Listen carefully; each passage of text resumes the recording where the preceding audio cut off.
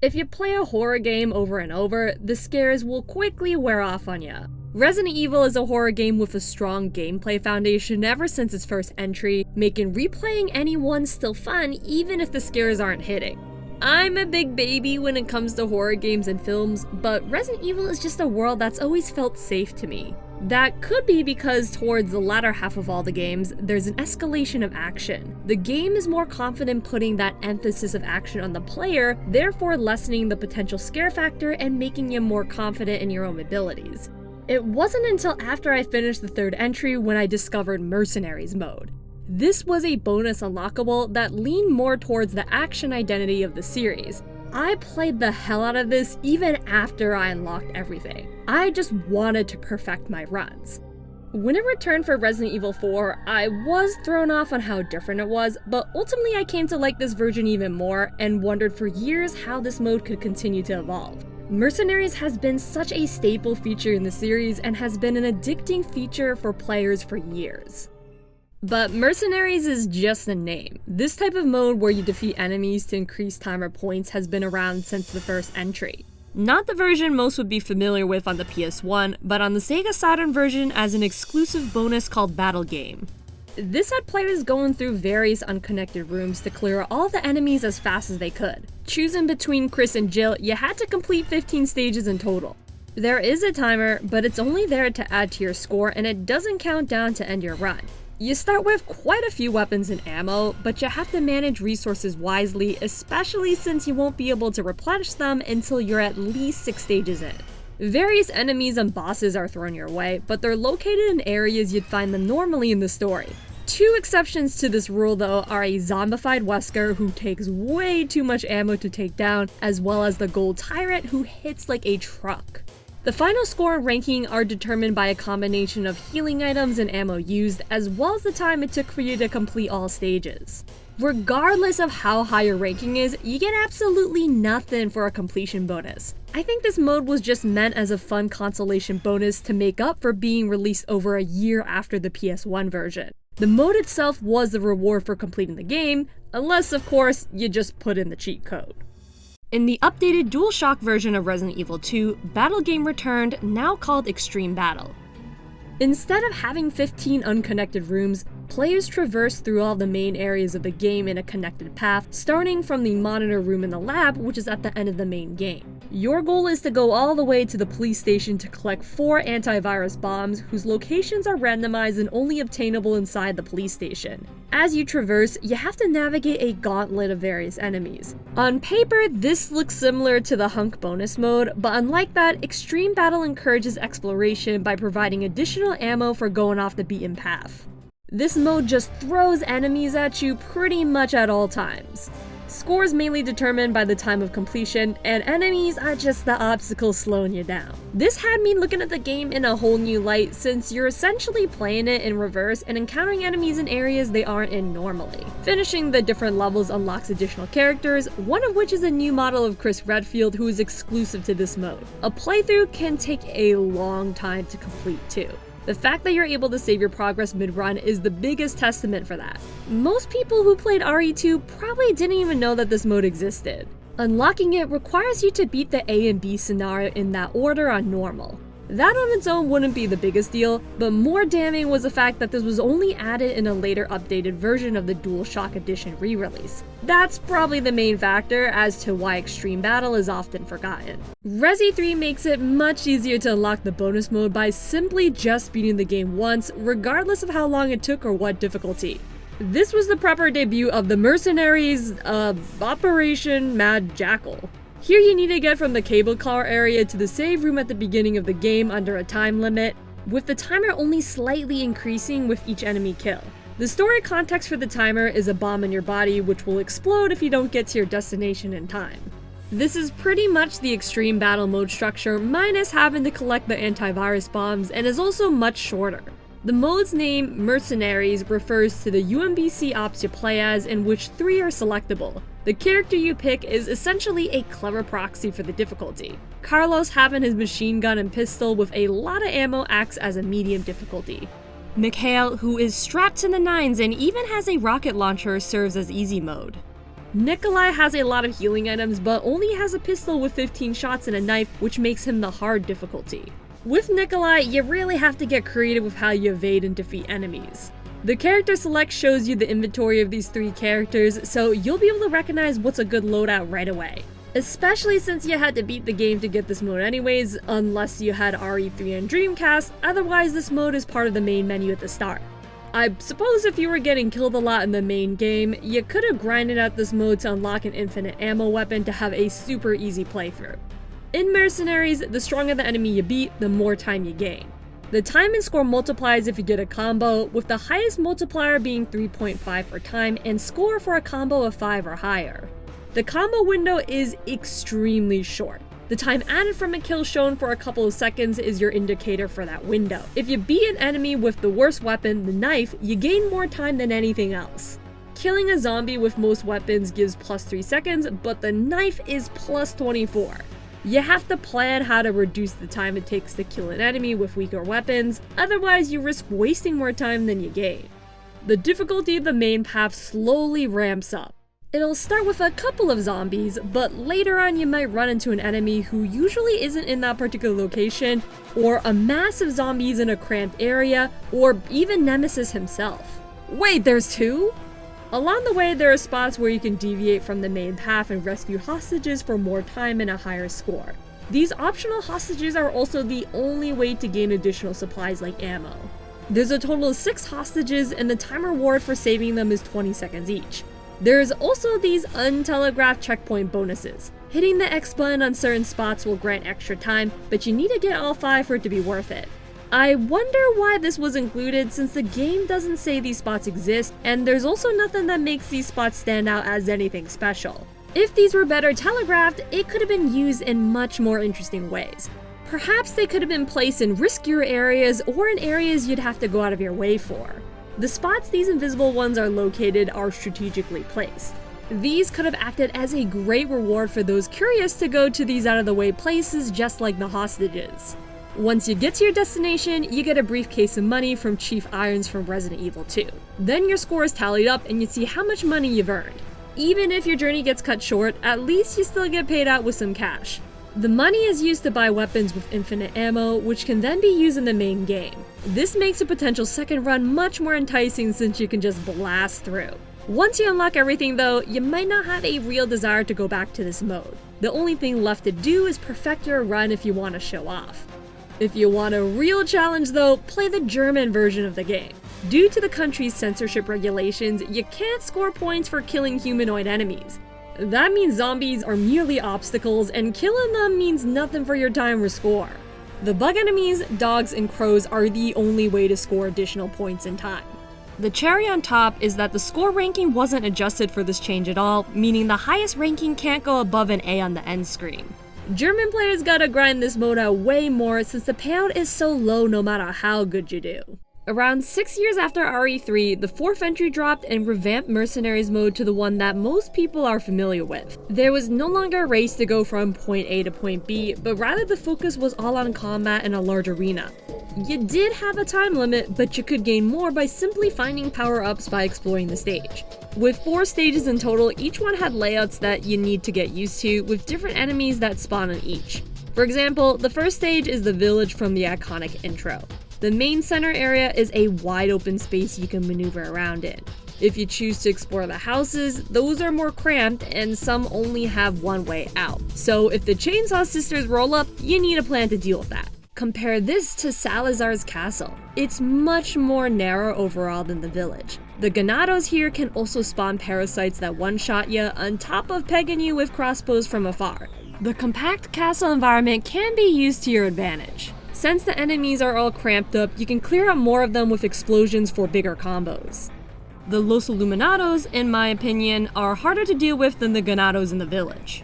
I suppose to balance that out, the boss enemy, the Garrador, mostly doesn't kill you in one hit. Keyword mostly.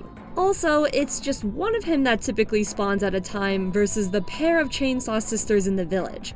Enemies do spawn ammo and healing items, but it's still important to not get careless with those resources, and for the better weapons, ammo isn't doled out as much. When you bring down an enemy, there's a brief window of time where if you get another one, you initiate a combo, which thankfully is a larger window than RE3's. If you keep that flow going, the score payout will be far higher than spaced out kills, making it so you need to play far more aggressively. There's spots in each stage where you can just camp and just start shooting fish in a barrel style. Enemies don't always come out in a steady stream, so you need to seek them out for longer combos, even if you did find that perfect camping spot. On the flip side, Ganados can group up quickly if you stay in a centralized spot. If you keep on the move though in order to find time power-ups or escape bosses, it does take a bit for the group to catch up to you. There's a happy balance in between that you have to find. Your reward for getting a higher score is unlocking the other characters. The stage determines who you unlock once you get the required score. Leon is the all-arounder, with melee attacks that don't guarantee kills, but the only character with a shotgun. One kick even turns into a suplex if it's used against the Los Illuminados. Guess he especially hates cultists. Leon is definitely in artificial hard mode, his melee and weapons aren't as good as the other 4 characters. Ada swaps out the shotgun for a sniper and TMP. She has faster movement speed than Leon, making tracking foes down easier. Ada, in the initial release, didn't have a knife usable in Mercenaries. Surprisingly, it wasn't added until the Wii version and the HD releases after, where she had a knife usable in the mode. In those same later versions, you can actually switch between Ada and Leon's costumes by holding a specific button on the select screen. On PlayStation, it's triangle for Leon's famous jacket and Ada's dress she wore in the story. Hold R1 for Leon's RPD uniform and Ada's tactical gear she wore in Assignment Ada, and finally holding triangle and R1 gets Leon's Mafia outfit. I actually had no clue about this until researching for this video, and I'm surprised I've never heard anyone talk about this before. Other than his grenades, Hunk only has a machine gun, which is an improved version of the TMP Ada has. Hunk's main appeal is his melee being a clean instant kill that's so satisfying. His low melee almost looks like him punting a ball, and it conveys so much impact with its camera angle. With Hunk only having a single weapon, it's a bit easier to gather only one type of ammo. Wesker probably has some of the best melee attacks in the game. His punch can send people flying across the map, and both this and his kick can essentially kill any enemy in one hit. His silenced pistol is a unique weapon in this mode and has a high critical hit rate for headshots. This, on top of his sniper rifle and Killer 7 Magnum, make him pretty OP. Wesker can do it all and on paper seems to be the best, until you compare him to Krauser. This dude just feels like he has infinite ammo since all you pick up are arrows. His melee attacks are amazing and his double kick covers a wide area, but you barely need to do it anyways since the arrows usually one-shot foes. Him and Leon are also the only ones with knives, as if he didn't have enough tools already. When you come across a sticky situation, you can mutate his arm into a sword which dives at enemies and obliterates them in an instant. This can even be recharged and done again after a short while. Safe to say, Krauser is pretty busted. Unfortunately though, the melee moves you can't just do whenever you want. You have to shoot certain areas to trigger a particular animation from the Ganados, and during that animation you can walk up to them for a context-sensitive attack. If they're on their knees, that activates the low melee attack. They got their hand covering the face, it's the high one which are typically more damaging. The melee can take away time since the animation costs precious seconds, making that player calculate if saving ammo and potential splash damage is worth any time lost. Hunk, for example, his neck snap can only kill a single enemy and it takes a couple of seconds to perform. But if you're in a huge crowd, you are invincible during this animation with any of the melee attacks, and that could be a way to shimmy your way out. It can also be used to kill the village bosses if you don't want to dump all of your ammo on them. After getting a 5-star ranking with every character in every stage, you'll unlock the hand cannon in the main game. I remember reading about this on GameFAQs thinking that you'd unlock the laser beam that destroyed the parasite, but that's a more literal hand cannon. This instead is just a super strong magnum. The one thing I always wish this mode had though was multiplayer of any kind. With each subsequent version that came out for RE4, I had hoped Mercenaries would get multiplayer or at least a new character. Where was Luis? He'd be perfect for this. One of the best parts about this version of Mercenaries are the fantastic character themes, which were brand new songs made for each person in this mode. Okay, I say brand new songs, but Hunk and Krauser's themes are ripped straight from Capcom game Piano 3. Hunk's theme having an electric and synth lean, I would say it's a great song, but I don't think it's a great one for Hunk. I'd expect something more military sounding with the use of a lot of snare or tenor drums. Maybe something like the song Back Up, which is in the story of 4.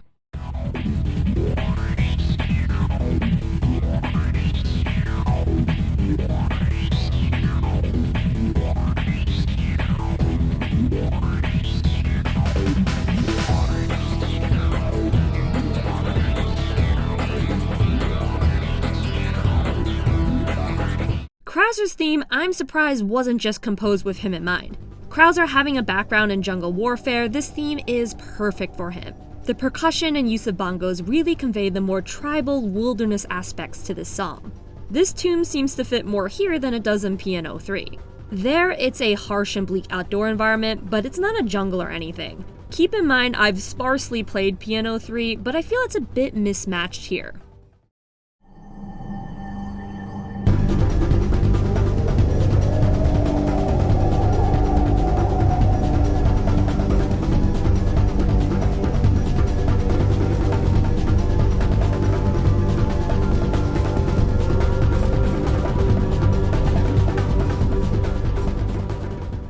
Leon's theme has more of an electronic grunge sound to it, almost like something I'd hear in a fighting game. There's this underlying current of tension running through it with the electric guitar and synth. It conveys the stakes at hand without having to go super loud in the tune.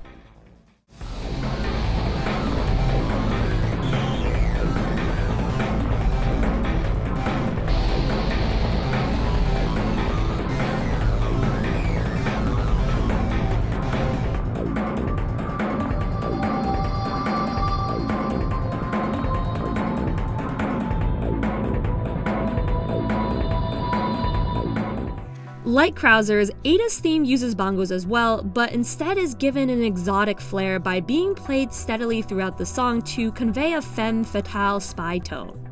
It sells this idea by having this really smooth low synth sound accentuated by long holds, while the fluctuating synth notes gives the song some added energy.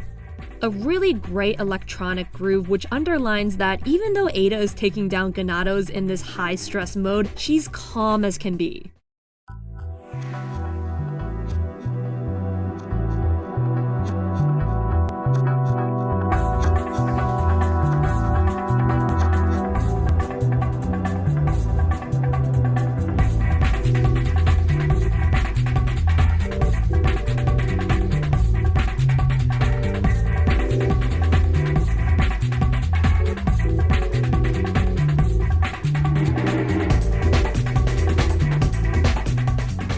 My personal favorite is Wesker's theme. It has a slower start to better set the vibe to be more creeping and sinister until the percussion and choir hits and the song goes into overdrive. As opposed to other songs, Wesker's has a really strong melody and trades between more electronic and more orchestrated sections. I feel this switching makes the song more dramatic and intense, which fits with Wesker's villain status. I almost feel like I'm the boss to these enemies with this song playing.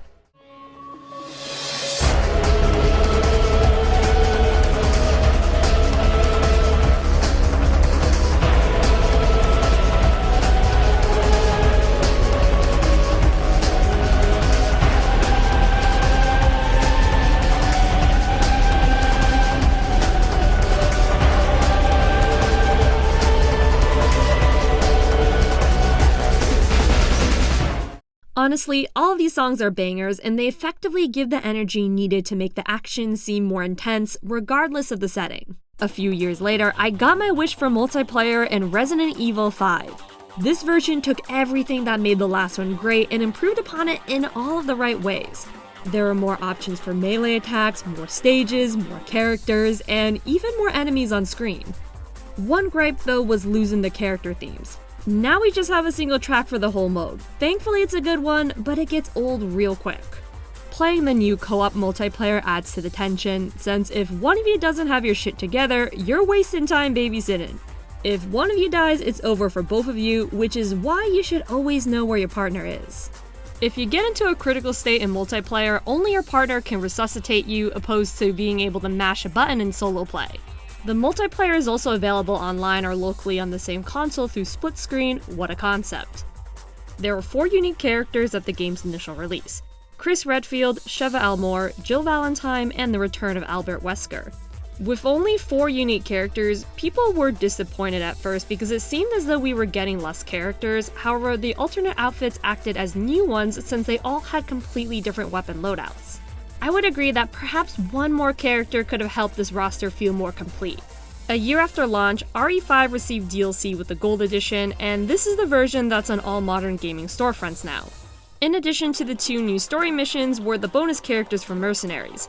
Chris and Sheva got more alternates, but also added was Barry Burton, Rebecca Chambers, Excella Gione, and Josh Stone. Now with these additions, the roster felt more complete. Oddly enough, at least on console, this was a separate Mercenaries mode called Mercenaries Reunion, meaning the characters weren't merged with the previous Mercenaries roster. Wesker and Jill were unplayable in the Reunion version until the re-release on PS4, Switch, and Steam. Thankfully, that version merges all the characters together. With the added melee options, the characters felt much more distinct beyond their weapon loadouts.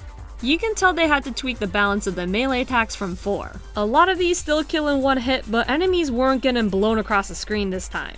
You have to put in more effort into getting those one-hit kills depending on how the enemy is stunned, but that's made up for in the variety of attacks. Everyone's downed attack feels impactful, like Wesker's windfall kick and Sheva impaling them. Except Chris, he just looks like he's casually stepping on a bug. Barry's is called Miranda Rights, which, Barry, my guy, that's not exactly a good look in this game. There's also the addition of team attacks where you can take turns volleying the enemy back and forth and even do a bigger melee attack for a boss. The melee has the added benefit of adding 5 seconds to the clock with a kill, which makes up for any potential time lost doing so. I think using melee in the main gameplay loop is what makes this mode so addictive and fun. There's no feeling quite like landing a melee attack in a big group of foes, or sneaking one in right before you're about to be hit since you're invulnerable during the animation. That just makes these moves feel so powerful.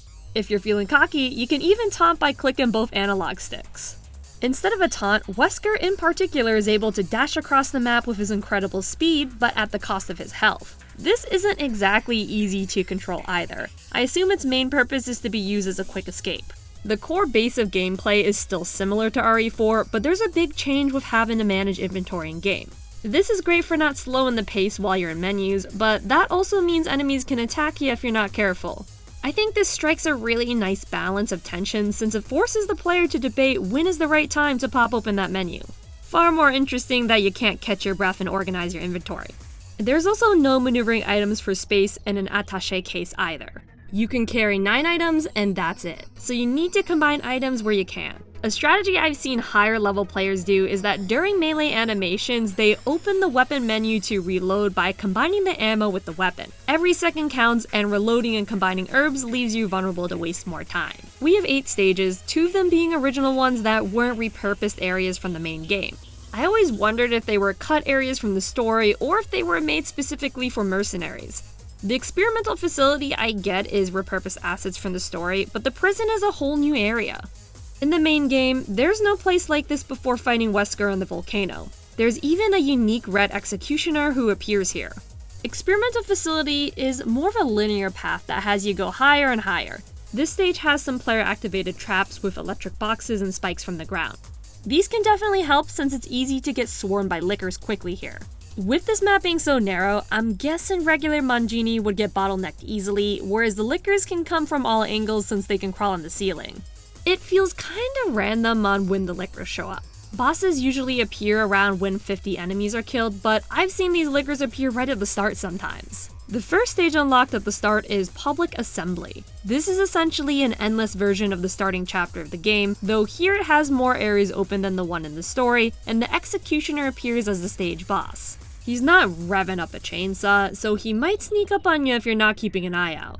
The stage is more wide open for movement in the center, but can start to get congested in the surrounding areas. The stage that I think is the most similar to Public Assembly is the Village. It's much more wide open in the center with interior areas surrounding. Village has spike traps the player can activate, just make sure your partner isn't standing nearby. A gigantic Mangini acts as the boss who, like the Executioner, certainly stands out in the crowd and can put you in a critical state in one strike. though this dude is way faster than the Executioner. The boss that I always thought was the hardest in the game though was the Reaper in the Mines. This bug can one-shot ya if it grabs ya, and unlike the chainsaw bosses, you can't hear this thing coming as easily in the middle of all the action. Also doesn't help that you have to shoot its weak point and not anywhere else, since it'll just tank your shots otherwise. The missile area can be tricky to navigate with the amount of ladders, but there's long strips of immobile conveyor belts you can snipe at distant enemies with. I suppose that's why the boss has a Gatling gun, so he can shoot at you from far away as well. Ancient Ruins is very maze-like with only small pockets of more opened up spaces. A bit disappointing that the boss repeats being the giant Magini, but I suppose he better fits the theme of the stage. I just wish he was at least a different color or something. The last stage is the ship deck. This might be one of my personal least favorites since its layout annoys me more than anything. It's also maze-like but harder to see above the shipping containers. Perhaps that's why a grenade and rocket launcher is hidden in the stage as a reward for putting up with it. This is the only time I recall a weapon being obtainable in a stage in Mercenaries mode. There's a red and blue chainsaw guy as the boss in this stage. Just the sound of his chainsaw is an effective warning to get your shit together. He surprisingly works best in the stage since it's harder to navigate and you won't see him coming so easily. You can hear him, but it's difficult to tell from where. Each character has their own strengths and weaknesses depending on the stage. If your character has a long-range weapon like a sniper rifle, then the long strips enemies are gonna be easy to pick off. If the character has something more powerful and short range like a shotgun, then picking the more compact stages like the prison would probably be better. Or you can just pick the armored Chris with the Gatling gun that has infinite ammo and just win wherever you are. I'm puzzled as to why this version of the character even exists, since it just makes the game boring and brain dead. Perhaps this was just to have a pseudo-easy mode for players who were struggling. You can just post up in a corner and stand in place to shoot everything on sight. I guess maybe there's some challenge if you play split screen, then you can barely see past his backpack. In later releases for 5 on PS4 and Steam, a harder version of Mercs was added called No Mercy. This is true to the name since you can't play this in multiplayer and the amount of enemies on screen is some Dynasty Warrior shit. You get swarmed in all directions almost instantly and you really have to focus on crowd control with grenades and traps. Some melee moves might accidentally put you deeper in the mob if they only hit one enemy. No Mercy was a welcome challenge if you mastered the main mode. For the first time in the series, there was now a competitive multiplayer. With Versus Mode DLC, you got 2 new modes and team variants of both. These ultimately were alterations of Mercenaries, but now with the twist of attacking another player. All of them also allowed for 4 players, which just added to the chaos. In Survivor mode, your main focus was just to attack other players, with the Magini just getting in the way. Killing them adds nothing to your score, only human players count. Your opponents also respawn after dying, and you have to rush to grab their weapon drop where they died. Players could just hoard the entire weapon pool if they played their cards right. The mode Slayers was the closest to Mercenaries, where killing enemies for a higher score was the main requirement. If you killed a player, it would reduce their score by 2,000 and increase yours by that same amount. Not that much emphasis on doing that though, since the score reward is so low. I remember so many people rage quitting when I first played this, since I would always go straight for the player. Like, I'm trying to end their combos and this is PvP mode. If you don't want to get attacked by another player, just play solo mercs. Regardless, it's too bad this couldn't be played locally offline, since this is a fun variant. Maybe Capcom was just trying to save us from the inevitable screen-looking arguments. I think even if the complete version of RE5 Mercs released as a cheap standalone game, it would still be a pretty feature-rich title with how much is on offer. This eventually did end up happening with Resident Evil The Mercenaries 3D, only for the 3DS. Being 3DS exclusive made me nervous because I just knew this game would be held back in all sorts of ways. No way could they stuff the screen with enemies on this hardware. We might as well be playing the iPhone version. I thankfully was a bit off on that assumption. The game seemed to be a combination of RE4 and 5's Mercenaries, sharing maps and characters from both. For being a combo of assets from a PS2 and PS3 game, it doesn't look half bad on 3DS. The frame rate stays pretty consistent even in co-op mode with a bunch of enemies on screen, though the enemies themselves have a reduced frame rate and it's basically a slideshow when they're at a distance. With the stages, you can tell they've been compromised quite a bit. A lot of the areas are now blocked off. For example, with the village from 4, a lot of the houses can no longer be entered. This made every stage feel much smaller and condensed, which isn't necessarily a bad thing. There were some stages you could argue had unneeded bloat to them anyways, so it could just be considered trimming the fat off some of the more intricate ones. The castle stage though, funnily enough, is actually more accessible now. With all the ladders added, you can quickly navigate to every part of the stage. Enemies from both RE4 and 5 are mixed around, like having the Los Illuminados in a RE5 stage or the Magini in a 4-1. In the late game, you can unlock EX versions of all the stages where the time of day is different and 2 bosses are added, which is just the type of shakeup I was looking for. The time you're given in EX stages is way more than it probably should be though. Each hourglass you smash gives like a minute or more, and you can be in a stage for like 8 minutes. This makes enduring the repeated bosses harder, which is fine, but after a while you're just gonna run out of steam. I wish that after beating these EX stages, you could just toggle options on your own. It would offer much more replayability to this already short game. The whole first half of this game is just a tutorial.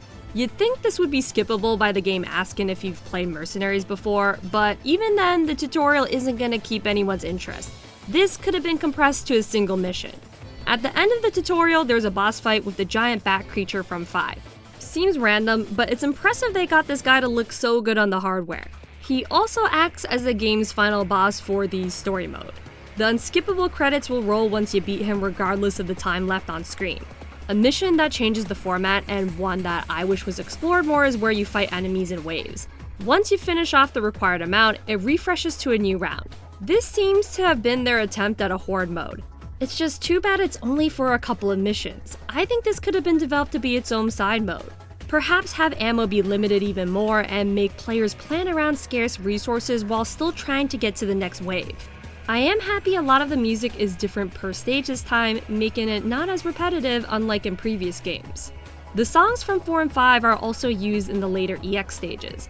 Wesker's theme from 4 is still the best one, by the way. There's 8 characters in total, 4 of which need to be unlocked along with their alternate outfits through getting a high ranking in certain missions. Wesker is the last person to be unlocked, which at the time I was bummed wasn't some deeper cut character. Claire is the only true new character here. She has a fun gimmick to her melee where she can do a multi-hit combo, but it can be cancelled at any time. Everyone else has either been in Mercenaries in 4 or 5. It's a bummer that not every character in the previous games is here, or alternatively, I would have loved to see a deep cut character. I remember in an interview a while back, the producer of Mercs 3D, Masachika Kawada, jokingly said Leon wasn't in the roster due to him being busy in Operation Raccoon City. People didn't know he was joking and kinda took that and ran with it, complaining that Claire was in Operation Raccoon City. What's her excuse? He even hinted at adding Leon as DLC, but this game never got any more content after launch. Regarding the characters who did return, some were heavily revamped to better fit the RE5 mechanics or rebalance them as a whole, Krauser being the most notable example. He just straight up has infinite ammo, but you can tell they nerfed his arrow damage. He can no longer do the transformation attack, but instead has 2 rocket launcher shots. I figured this was more of a limit of the 3DS since quickly changing models on the fly would most likely slow the game down. Hunk no longer can snap necks so easily, you have to perform that when you're at an enemy's backside. He now has hidden knives he uses for his melee, which just makes it odd he doesn't have a knife he can use normally. There's now only 3 weapon slots for each character, and if one of those slots isn't a knife, a character can't use one at all. Not to worry though, you can unlock all the character loadouts for all the characters to use if you get an A rank or better in all the missions with a specific character. Every person can use each other's weapons, but their melee can't be changed. Also, swapping weapons has been tweaked. Instead of having all directions of the pad used for changing to a particular weapon, it now goes in an ordered rotation by only using up and down on the pad. Alternatively, the touchscreen could be a better option since you can easily see what you want on the bottom screen and tap to it to swap on the fly. Holding the L button is now used to move while shooting. While aiming with R, you can hold L, which also allows you to move while reloading, making this one of the first times you could do this in the series. I think the actual first time might have been an RE Outbreak. Thankfully, aiming has you use a circle pad, so no need for button aiming like with a lot of handheld shooters. The left stick has been used to aim ever since Resident Evil 4, and this translates easily to the 3DS without compromise, even the ability to move and aim simultaneously. The Circle Pad Pro attachment doesn't work for this, but it's not needed with this control scheme anyways. You can change the aiming to be in first person instead. Maybe this was done to help players see better on a much smaller screen, which is something that Revelations on the 3DS did as well. The laser sight along with the 3D effect does help the enemies pop out more, but only if you crank it to the max. It's hard to explain, but it gives more depth perception, which makes it easier to aim. I wish I could show you this, but you know. Playing this game in co-op is a blast, and probably the ideal way to experience it if you can manage to find someone with a 3DS and a copy. With the exception of the tutorial mission, you can play pretty much every stage with a partner. Even with 2 players, there's still plenty of enemies on screen and minimal slowdown. You can't exactly hold a button to find your partner, but instead they're shown on the bottom screen on a helpful map.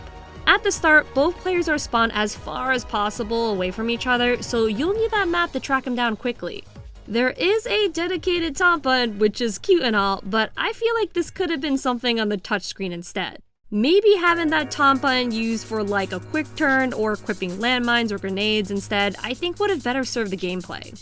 If taunting had some kind of benefit, then maybe I'd feel differently. Like maybe if you taunt you can increase your score on a high combo, but lose it all if you get hit. Just an idea.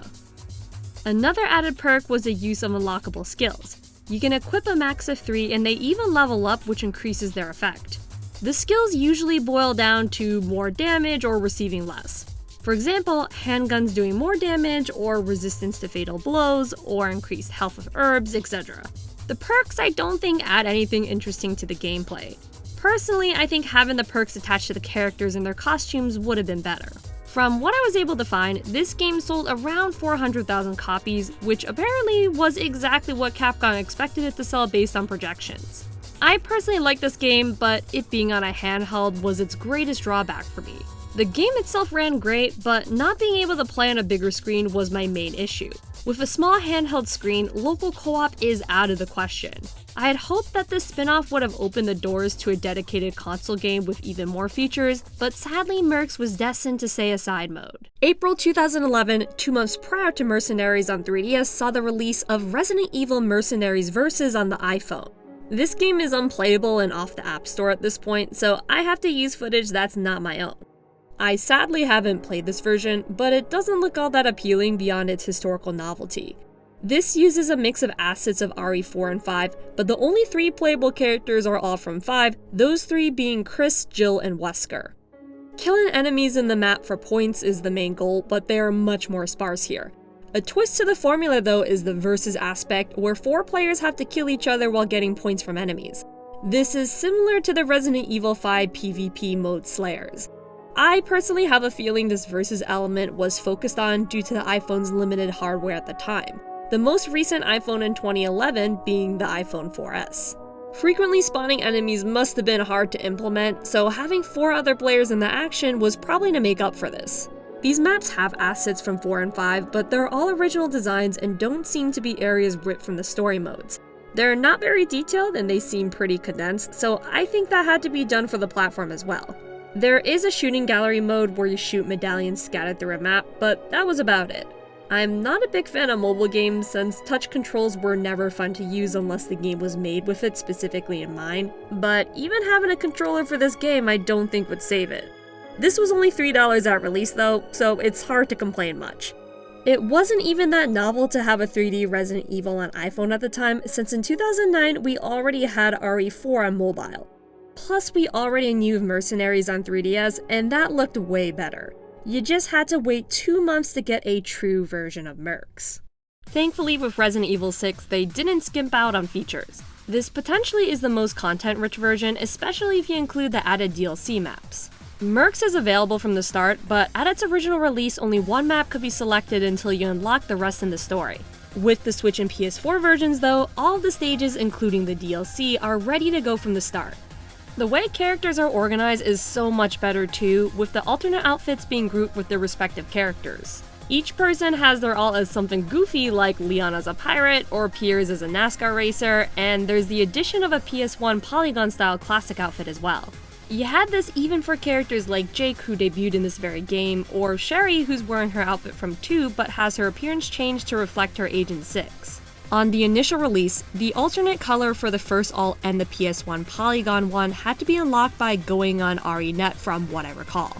The PS4 version doesn't really fix this, since you have to play the online PvP mode Survivors and get kills on real players for EX Costume 2, and you even have to do the team variant for Jake and Sherry. EX Costume 3 is unlocked by playing Predator and grinding kills. This would be less of a problem if the servers weren't so dead. Even at its initial PS4 release, these servers were still pretty empty.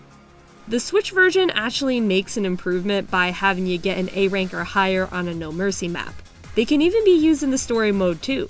Wish they would get patched in the other versions, but oh well. The final version of the game had 9 unique characters, with only Carla and Agent not having any alternates. Those two have melee moves recycled from other characters. Since RE6 has such a huge cast, it's no surprise that would be reflected in Mercenaries. It's just a shame there weren't any surprise characters like Hunk or Simmons in the roster. Agent is just, we have Hunk at home. He was only added in a patch to allow Ada's campaign to be played in co-op. He's not canon or acknowledged in the story at all, but I suppose it's at least cool they bothered to have him there. I do like one of the main villains, Carla, but we all know she was a very easy add since she's just a clone of Ada. Not like she had any new animations made for her beyond her taunt. To my surprise, exclusive to the Steam version was the inclusion of 4 guest characters, that being the main squad in Left 4 Dead 2. These 4 also have all of their melee attacks reused from other characters and what I assume are reused voice lines from their own game. Some enemies like the Witch are added in the mix too. These crossover enemies essentially swap out with an equivalent Resident Evil enemy. What's weird though is that they're all only accessible in the harder No Mercy version of this mode. That mode at the time was PC exclusive, but now thankfully it's on PS4 as well. When selected, they even play a Left 4 Dead song, which just makes me wish there was more than one tune playing in every stage with the Resident Evil characters. The default song is catchy and gets you in the mood for this type of high-octane gameplay, but unfortunately I feel like this just highlights the variety is sorely lacking. I would even settle for them just ripping songs from the main game for each stage. A couple of characters like Leon and Jake now have more unique traits tailored for them, such as Leon being able to dual-wield pistols and Jake being able to use martial arts as a separate weapon slot. The sheer amount of options in gameplay is one of the most insanely underrated things in RE6. Being able to swap left to right hand aiming on the fly, jumping backwards while shooting, and even unique melee attacks if an enemy is carrying a weapon and even countering them. Melee attacks can be done anytime, but now take from a stamina meter. However, if you melee an enemy who's stunned like in previous entries, then the stamina meter is not consumed at all. Stamina can also be used for a quick shot that will fire at the closest enemy and leave them open to be stunned for a follow-up. The melee attacks for all the characters aren't as individualized as past entries. All the characters do roughly the same damage, which makes them come off as less special. They are still unique individualized attacks, but them being more generic allow the devs to swap these animations between the added characters without much fuss. I don't know, to me the moves just come off more as cosmetic than anything. There's plenty to criticize RE6 for, but overall its mechanics and gunplay are spectacular and there's just so much to experiment with. One annoyance though is with how herbs work. First aid sprays you can just use, but herbs have to be combined and used as tic tacs in the menu. This slows the pace of the action way down and leaves you incredibly vulnerable. An argument could be made that this adds to the tension of trying to hurry and shuffle through the menus. I would disagree though, since the weapon UI was made even easier than 5. Being able to circle between weapons and items seamlessly, this hurdle with the herbs clashes with that design, making this just come off as an oversight. With 10 stages in total, there's quite a variety of terrains and even enemies. The stages can have either the slower but numerous zombies or the smarter parasite-infected enemies like in 4 and 5, but never both together. Urban Chaos is the ideal starting stage. It has enough wide open spaces for players to get their bearings before things start to escalate. The 2 large open areas are separated by a bridge with a barrier underneath. There's smaller areas surrounding the map with additional time, but too long there can have you overwhelmed by the swarms of zombies. Aesthetically, this is probably my favorite, being a more colorful and dynamic map than what I'm used to seeing. I love the arcade you can visit that has a few familiar retro Capcom games on display. The zombies start off simple and slow, but as you rake up kills, they start to evolve. They might have armor or a gun, and then begin to run. Eventually, they'll even add dogs to the mix, and the regular zombies transform into much stronger, more jumpy versions. Though, to be fair, this escalation and challenge happens across all stages. Some enemies even only appear after you get a certain combo streak. I'm thinking that this was done because in RE4 and 5, once you figure out the flow of the stage, you really just couldn't be touched. They'd throw in a boss or two, but you could just save certain weapons for those enemies when they appeared. RE6 in most stages, you gotta be playing pretty well to actually see a boss enemy. The main challenge is instead from the regular enemies, upgrading in waves based on how many in total you've killed. The stage Steel Beast is a multi-tiered bridge that is littered with Juavo. These have the ability to transform into a new creature entirely after you think you've already killed them. This stage purposely doesn't offer a lot of wiggle room. Being so narrow, you can find yourself getting a surprise attack from behind if you're only focusing on one side. This makes the larger, tankier BOWs more of a threat. Your best advantage against these enemies, being able to move around their slow, bulking bodies, is reduced in a map like this. The stage Mining the Depths has some narrow and winding paths, which I think people would expect from an underground mine, although a big part of the stage has a wide open area with a lone platform in the dead center. This can offer a good vantage point from faraway zombies, but some can climb it and start to surround you if you don't do proper crowd control. Railyard is certainly one of the most compact stages. Some Juavo here may turn into exploding worms. Normally, if you take care of them at a distance, you can use this to your advantage, but in a map like this, it's easy for them to close space and self-destruct. This stage, though, threw me off with the turnstile. Many games have this as an invisible wall, and my brain just assumed this was another one of those. High Seas Fortress is wide open and has an abundance of space. There's even a lower level that's much more narrow and cramped. You'll have to make your way down there if you're trying to gain as much extra time as possible, or perhaps this area is preferable if you don't want to keep getting sniped by Juavo on the surface. Hitting them back is easy enough, but your attention diverted away for even a second from a group can be life or death. The final unlockable stage is the Catacombs, which brings back the traps from RE5, some of which are being used as obstacles you need to navigate around. The trap gimmick is cool, but I do feel this stage is a bit derivative of Mining the Depths. This one is much more narrow and maze-like, and we do have zombies again, as well as electrical box traps and a similar cave aesthetic. This was also the point that I realized the base zombies aren't all that fun to kill. A lot of the times when they die, they just melt. Everyone else you kill, they make a big death scream or they explode. You just get a lot more feedback with them. This, of course, is just an issue of RE6 as a whole, but it still trickles down to all of the supplementary modes like the Mercenaries. With DLC, there was the addition of 4 stages. Requiem for War is probably the brightest stage. It's essentially a huge square with an underground section and explorable buildings with good vantage points. That view is helpful for when the largest boss in Mercenaries history shows up. This beast can take a while to take down, and he can cover ground a lot faster than you think. Liquid Fire is a stage I hope your contrast is adjusted correctly for, or else you're gonna go blind. With a stage like this, you'd think it would be more limited in space, but there's actually more than I initially thought. With a lot of platforms to drop to and leap between, you won't find yourself cornered if you stay alert. The actual liquid fire in the stage can be used to knock opponents off for a quick kill, but only in select areas where there's no railing. This railing, I'm sure, was to mitigate frustration from players being knocked off themselves and to convey which areas to jump between. Rooftop Mission is one of the more simpler maps and perhaps the smallest mercenary stage, with wide open spaces between the helicopter pad and lower areas. There is not too many intricate narrow hallway paths or buildings to enter, which I consider a refreshing change of pace to the map selection. A smaller map does mean fewer areas to catch your breath, however. The last stage is a more fitting final area than the Catacombs, being Creature Workshop, a well-lit area with narrow paths and multi-tiered winding turns. This stage terrain can be used to your advantage to knock off foes pretty much anywhere on the map. I could be wrong, but I don't think it's possible for the player to be knocked down. With all the stages, we have the return of combo score multipliers. This time they're located outside of playable areas in the map, and they must be activated from a distance. Some of these require you to be a sharpshooter if your loadout doesn't include a weapon with a scope.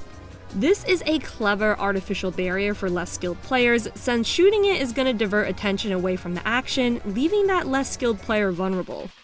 A new addition to Mercenaries proper is the use of a single equipable skill. This can range from higher damage from a certain weapon, increased effects with health items, or stronger defense, and so on. These are purchased using in-game currency obtainable in the story and even Mercenaries. The skills can have saved loadouts for when you have certain characters or if you're playing in co-op. I'm surprised there's not a score bonus for having no skills equipped. I do think these skills make the mode easier, but it doesn't necessarily make it more fun by taking away from the challenge. If the skills had a positive effect attached alongside a slight negative, I think that would serve the mode better. For example, perhaps increased damage with a weapon makes it so that there's a slight decrease in the ammo drop rate or something in that vein. The skills could even be equipable challenges that increase your score, like stronger enemies or limited ammo. These skills as is were great for story mode, but for Mercenaries, they don't transfer so smoothly. The added DLC maps also included new multiplayer modes. The closest to Mercenaries is Onslaught mode, and this is where the competing players can't directly attack each other, but with each enemy a player kills, it gets sent to the other player to fight. Your goal is to not only increase your score, but also overwhelm the other player. Both of you need a steady stream of kills to prevent yourselves from being overrun. This is a fun mode if you can manage to get a match, since it's not playable locally offline. I do think more fans prefer RE5 mercs over 6 still, mainly because in RE6 you could exploit its mechanics more, making it much easier than it should be. For someone like me though, who isn't particularly good at either, I think RE6 has much more to offer in not only gameplay, but sheer amount of content compared to 5. If you didn't like RE6 because of the campaign, I completely sympathize, but I'd still recommend you try out its Mercenaries mode. Through Mercs, I grew a greater appreciation for its mechanics since this mode truly lets that aspect shine. Resident Evil 7 was a massive overhaul for the gameplay of the series. Now in first person, the main character Ethan was meant to embody an everyman, and combat was much slower paced compared to 6. No longer can we jump backwards while dual-wielding pistols or do insane acrobatic martial arts on downed enemies. The gun combat felt intentionally slower and pulled back. There's no laser sight, enemies don't react as much to weaker shots, and weapon kickback felt much stronger, which could misalign shots. All of these changes were done in the game's favor, of course, to fit the story, making this one of the best entries in the series. But the gunplay not being fun didn't benefit its bonus modes. There isn't a Mercenaries mode, but there are score-based modes that require you to use guns, and it's not anything to write home about.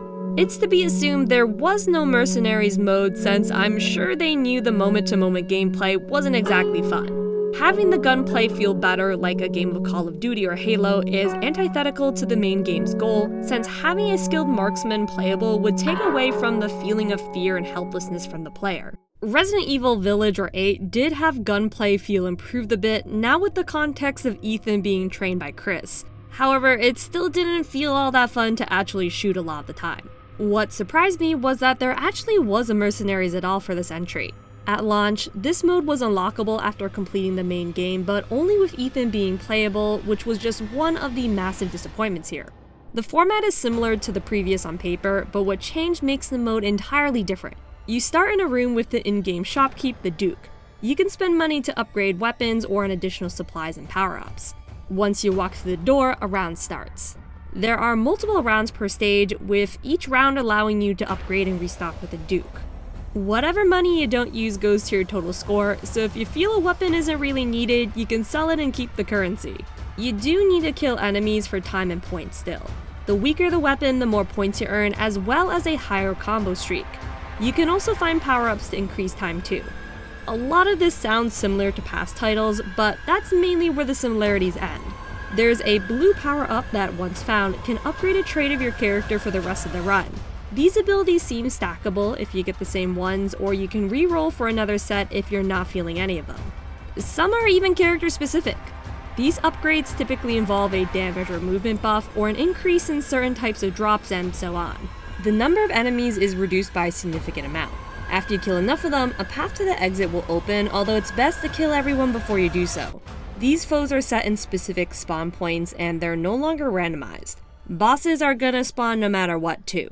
The negative of this is playing for the first time, you might spend more time finding enemies than actually fighting them. In previous modes you had to track some enemies down, but they'd eventually come to you regardless.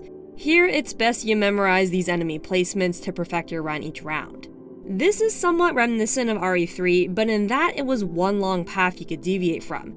In 8, there can be times where you just miss a single enemy and you're gonna have to move on since it's gonna waste so much time to backtrack and try to find them.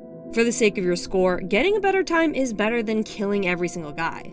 Some are even extremely hidden on purpose. In the 4th stage, there's a single pig you can miss if you're not searching carefully, which comes off as a dick move since you might not even know the pigs count.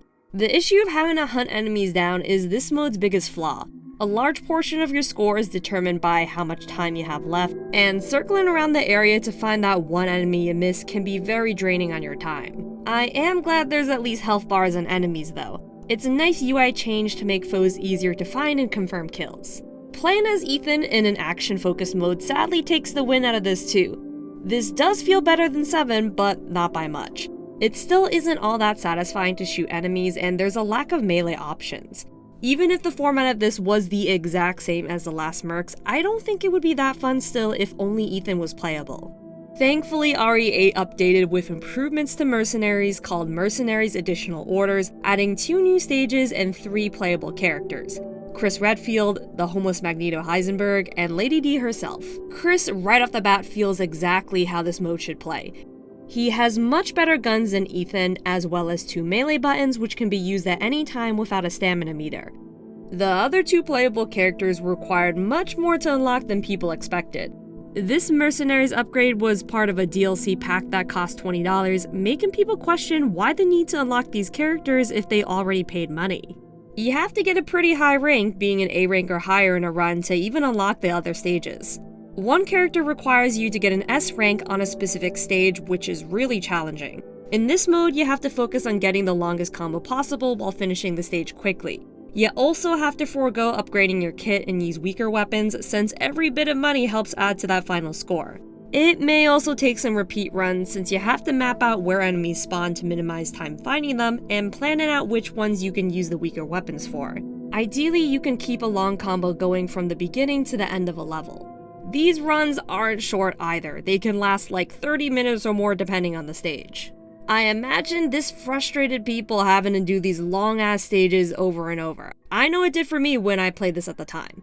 I never even unlocked the other characters until I started researching for this video. Speaking of which, those characters do offer extremely unique playstyles. Lady D has a different point of view than I'm used to since she towers above almost all the enemies. Hilariously, she has to crouch to even walk into some areas.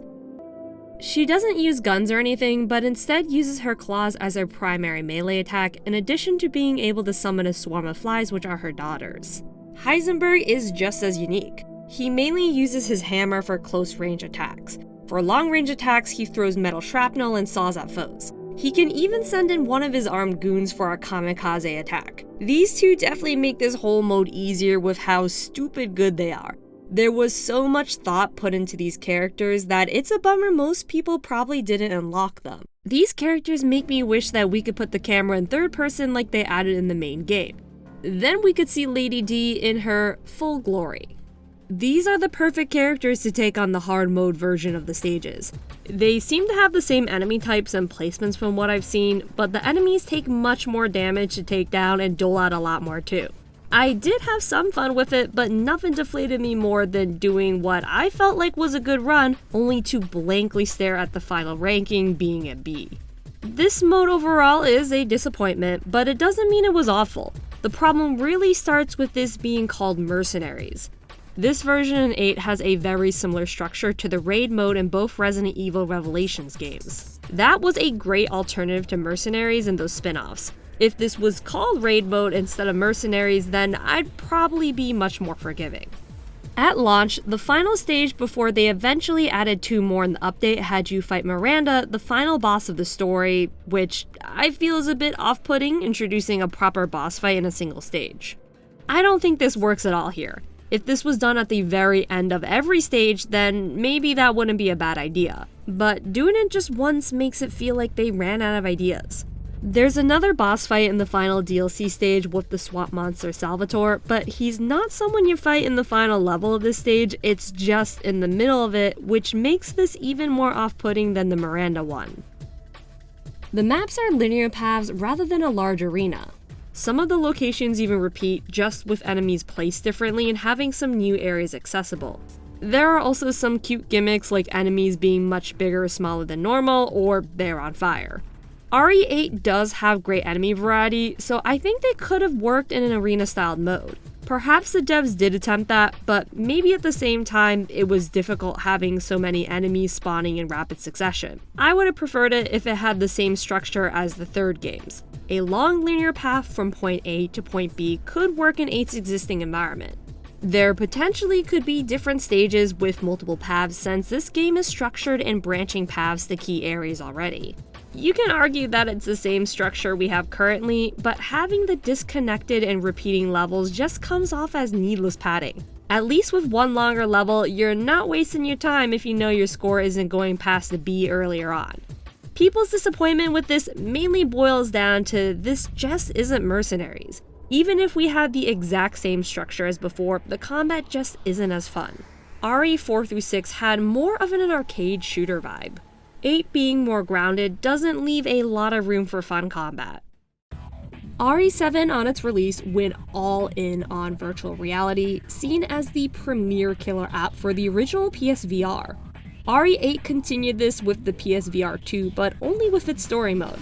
Seems like a wasted opportunity to not have Mercenaries playable in VR. I suppose Capcom didn't think it was worth that effort.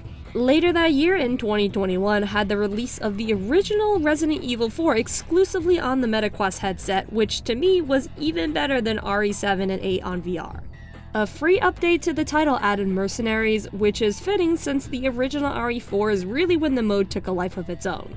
RE4 VR allows you to play the mode at the start without beating the game, thankfully. Playing in VR is fun, but I get motion sick very quickly. Mercs being a shorter burst in gameplay is perfect for someone like me. The mode has a much needed tutorial that goes over how Mercs even works, as well as how to switch weapons at all in case you're jumping into this first. You also have an option to choose gameplay style. The classic way, which is to stop and aim and shoot, or being able to move and shoot, which is only possible in this version. Moving while shooting breaks the game and makes it way easier since the enemies have a hard time keeping up with you. It balanced out for me though, being so inept at VR, so this was still challenging for me.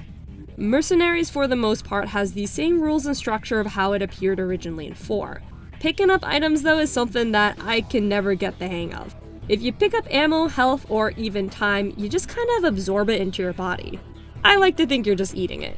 Reloading is slower, having to grab the ammo and insert it manually into the weapon, which is immersive and fun to do in the story, but in Mercenaries I'm frantically scrambling to get my shit together. The difficulty for me is picking up the ammo to begin with. If there was a button I could hold that would cue the ammo clip to be inserted, I think that would help it be less awkward. Although, maybe I just have the wrong height setting set up since I'm mostly playing this while sitting. This version has the same unlockable characters and conditions as the original.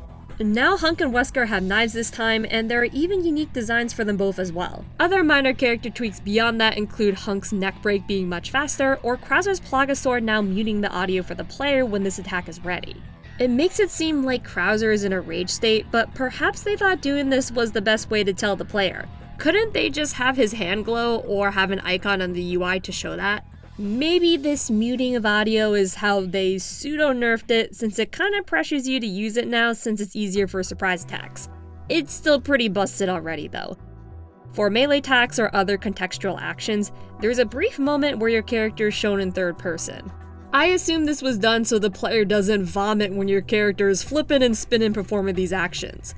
Something brand new is a challenge mode. These are modifiers to existing maps and characters that add to a challenge to try to get 5 stars with certain gimmicks. These can range wildly. For example, using a knife only with Krauser, but his Plaga's attack charges much faster. You can have stages covered in fog to make it harder to see long-range attacks coming, or have time power-ups be replaced and giving extremely little extra time. Scoring medals on these unlocks bonuses like costumes and weapons for the main game and modifiers for Mercenaries. Once you meet a certain medal requirement, you unlock the next batch of challenges to try. I think this mode is a fantastic idea. I wish this was something included in all Mercenaries modes since these modifiers can help keep it fresh with fun gimmicks. Maybe a more elaborate version can toggle and stack these modifiers for the real sickos. like turning on fog, randomized time power-ups, and knife only. Despite me only being able to play in quick bursts, this is some of the most fun I've ever had with the series as a whole. Playing a game in VR that I've replayed to death is a surprisingly fresh experience. Being able to just look for enemies at every angle makes it more of a shooting gallery, on top of being able to quickly swap weapons on the fly and shooting while moving. The action is as high octane as ever. The menu pop-ups are less frequent since equipping weapons and picking up items are done in the game, which adds more strategy on how to use your time on what's even worth picking up. Equipping a weapon or healing requires you to stand still for a brief moment, so that has to be taken into consideration too. It's certainly the most unique version of Mercs, and it's too bad RE8 and RE4 Remake don't have their VR modes playable with Mercs. So if you want to play this mode in VR, it has to be on the Meta Quest 2 or 3. Resident Evil 3 being the entry that started Mercenaries, it would have been a cool full circle moment having it return in some way in the remake. Instead, we got Resident Evil Resistance, an online-only mode that was fun if you knew what you were doing, but in no way a replacement for Mercenaries. It's a shame since it would have been cool to see how they would have approached it. I'd be interested to see what a faithful remake of 3's version could have looked like, or maybe them trying out the arena style. When the remake for 4 was announced, I was getting nervous that Mercenaries was getting the axe again. To my relief, it was added a little bit after launch for free. The hand cannon even returns as an unlockable weapon for the story mode again. The characters included were Leon Kennedy, Louis Serra, Krauser, and Hunk. The Separate Ways DLC added 2 glaring omissions, Ada Wong and Albert Wesker. Thankfully, regardless if you bought the DLC or not, these 2 characters were free. We even have 2 unlockable costumes acting as separate characters for Leon and Ada. Just like the original, there's 4 total stages, with the island and village being more faithful remakes from the original game, whereas the other 2 are brand new. The castle stage is taken from a section in the story where the Los Illuminados are catapulting fire in Salazar's castle. The aesthetic is the same, but the layout is completely different, with even the ability to free the cannon to use it against the catapults. The docks have replaced the water world map from the original, and this stage is also ripped from the story where Leon has his final battle with Sadler. For all of these stages, there's now multiple bosses that can appear, with the UI telling you once they're on the field and who they are. For example, in the docks, the armored Garradors and supercharged Dr. Salazar can be active at the same time. These stages feel much more condensed and compact. Comparing the remake village from the OG, they seem fairly one-to-one in terms of size, however a lot of the houses, like in the 3D version, are closed off. Perhaps this goes back to my theory for RE8 with the engine limitations. The training ground though has a lot of vertical areas in the remake inaccessible, like the multi-tiered watchtowers in the original. The 2 new stages make me feel this way too. Waterworld was a huge and elaborate stage, but the docks is just a small square. Perhaps the RE engine wasn't the issue, and it was a design choice to have all of these stages be smaller and stripped down. Maybe these more compact stages were designed to have the player focus on the action longer so that they don't have to hunt enemies down as often. I do feel a consequence of this is that a crowd of enemies can get out of control if you're not cautious. The village was always the perfect size and in my eyes the ideal stage of Mercs, so the other stages having less elaborate designs could be to fall more in line with the village. The new stages do have good ideas. The castle has you staying on the move with the catapults firing at you, and the bridge on the docks is only up some of the time, making it that you have to keep an eye on it so you're not caught in a dead end or not on it while it drops. Before writing this script, I was prepared to say this was the best Mercenaries mode, but after playing all of these back to back, I do see one fatal flaw with 4 Remake's version. It's way too easy. Every character gets a super meter to use Mayhem mode. Ada and Leon's speed and attacks are buffed up dramatically. Hunk gets infinite ammo without having to reload. Krauser turns into his Las Plagas form for more than just one attack. Wesker can just teleport and beat the shit out of anyone, and Louise will throw dynamite. The Mayhem meter refills quick, and you can even find yellow power-ups to refill it faster. That's on top of the fact a lot of characters got some serious buffs. Ada and Wesker's melee range is insane now. Wesker now has a counter with a pretty big window. It allows him to counter so many attacks at close and far range, even a chainsaw. While Krauser's bow doles out much less ammo than before, it explodes. Leon even gained a sniper rifle. Also, every character has a knife, not just Leon and Krauser. The score to get an S rank is only around 400,000, which you'll rack up way before the time limit. The biggest factor that makes it so easy is that your score isn't erased when you die. You can still get an S rank if you have the points for it. Not saying I'm super skilled at this mode at all, you can clearly tell from all the B-roll so far, but there's so many runs I thought I could have done way better and I would still get an A rank or higher. It's like you have to actively try not to get an A rank. That's not even mentioning the overly generous time you gain from melee kills. I feel like you could probably finish off all 150 enemies and not get all the time power-ups if you use a lot of melee. The other ding against Remake 4 Mercs is that there's no multiplayer to speak of. I get that the original didn't, but isn't the point of a remake to add new shit that wasn't there before, or improve it in some way? I get split screen is probably a dead concept for the modern gamer, but could we have at least had online matchmaking, or at least with friends? This version just feels like it has less substance since we've already seen more elaborate versions of Mercenaries with 5 and 6. I like the skeleton of what they have here, but it's just so bare bones now. They designed this like they were just improving RE4's original mercs and didn't take into account all the versions we had after. It's not to say this one isn't fun, it's still a blast to just tear through enemies, and this is a quantum leap above what 8 did. But this is just a death of 1,000 cuts with what's missing, it feels dumbed down. You can really just forego any strategy and post up to a wall and just get an S rank that way. I am happy to see character themes return, most of these just being remixes of the previous versions. Krauser still has the borrowed Piano 3 theme, which is pretty funny there's a remix of this song in this decade. The vibe here is much more energetic, with less of an exotic jungle vibe and now more of an electronic feel. Emphasizing that is how the main part of the melody has been taken over by electric guitar, with underlying synth and stronger instrumentation, which seems to be a theme across all of these newer ones.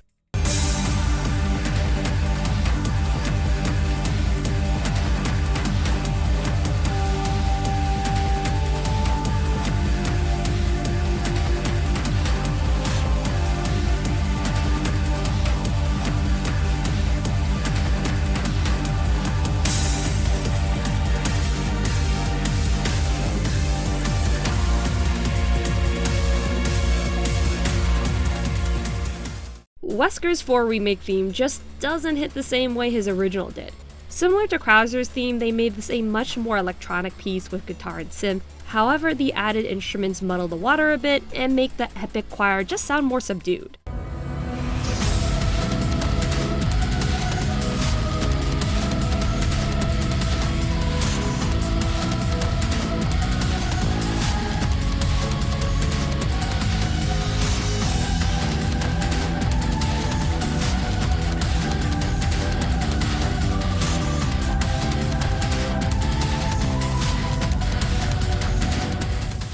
Ada's theme has this added drum kit which replaces the bongos and also adds flute, synth, and piano. Changing the song to be more electronic forward, in my opinion, takes away from the more laid-back, minimal, sleek vibe that I loved in the original.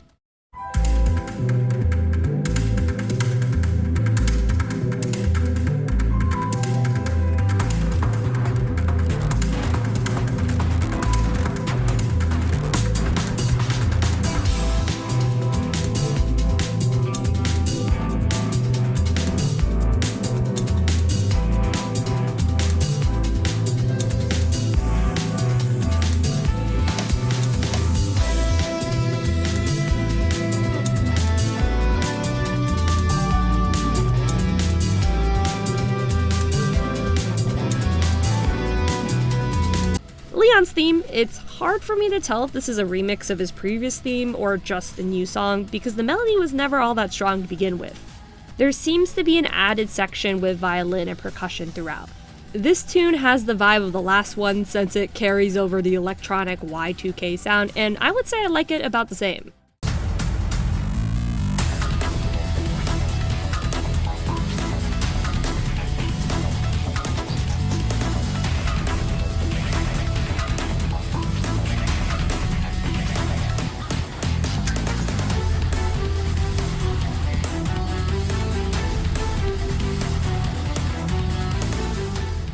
Hunks is my personal favorite, and I think a more fitting theme for the human unit Never Killed.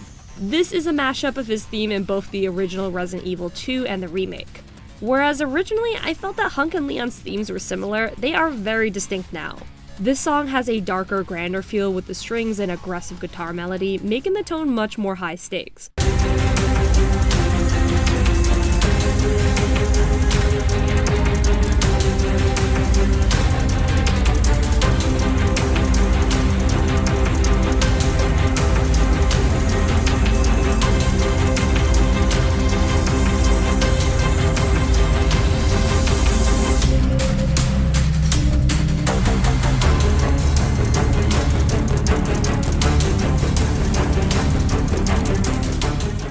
If we're to take RE4 Mercs as a fresh start for the mode, then this new foundation isn't bad. I just hope we see bigger improvements if it's included in RE9 or 5 Remake. I won't hold my breath forever seeing split screen again though. As of writing, RE9 is not out yet, but I really don't know what to expect if they announce a Mercenaries mode.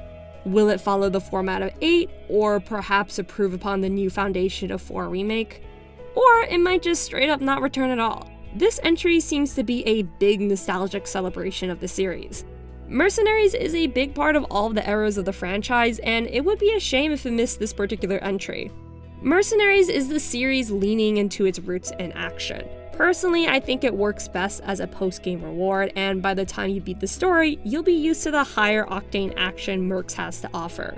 The story pretty much acts as the tutorial, if anything. Capcom keeps trying to make a multiplayer Resident Evil a thing, and it just doesn't seem to land, but ironically the answer has always been staring at them in the face. Just do Mercenaries. Now, I'm sure this could be a monkey's paw situation. Capcom could have a standalone Mercs game with obnoxious FOMO battle passes and an always online requirement. I guess I'd be still happy to exist, but I'm sure I'd be bitching about it a lot as I'd spinelessly give them my money. I would just hope they can evolve this mode further. I always feel like there is so much untapped potential. Let's see the maps from the first 3 games. I think the mansion and police station would be the perfect fit. There's a lot of new additions in each version of Mercs that I wish we could get in one title. RE4 VR having optional goals to unlock cosmetics for your guns is a great idea to keep the mode fresh by offering new challenges. If we had that with being able to play multiplayer from 5 and 6, and maybe a rebalanced mayhem meter, I think we'd have a great foundation. And maybe even get weird with it. Have a PvP mode where you can control enemies if you want, like in the Versus mode in 6. Heck, make it a battle royale and have 100 players play as the zombies or something. If it makes some executive consider greenlighting it, then whatever, let them go for it. As long as we have the core Mercenaries mode, then I'm fine with whatever supplemental modes they want to toss in. The ability to toggle certain aspects would be nice too, such as switching around enemies, allowing additional weapon pickups, or just turning off the mayhem meter to keep it pure. Obviously, none of that is gonna happen, and I'm just fantasizing here, but regardless, I just hope the folks at Capcom realize they have a good thing here, that this little bonus feature could be so much more.